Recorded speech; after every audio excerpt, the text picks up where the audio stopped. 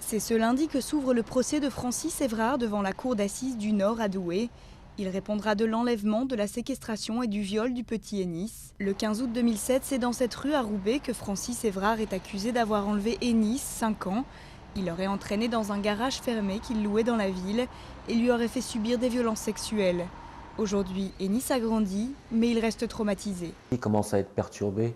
D'ailleurs, Ennis, depuis les faits, il fait que de dormir avec moi. Et il n'arrive pas à dormir tout seul. Ce procès alimente le débat sur le suivi des délinquants sexuels récidivistes. En effet, Francis Évrard venait tout juste de sortir de la prison de Caen où il purgeait une peine de 18 ans pour le viol de 2 petits garçons. La prison doit être complètement repensée parce que non seulement les personnes jugées et condamnées ont besoin d'une prison qui les améliore, qui les punit certes mais qui les améliore, mais aussi les victimes et les victimes potentielles ont besoin que finalement ils sachent que ceux qui sont à un moment enfermés en prison et de longues années n'en sortiront pas pire mais meilleurs, ce qui manifestement n'a pas été le cas dans notre affaire.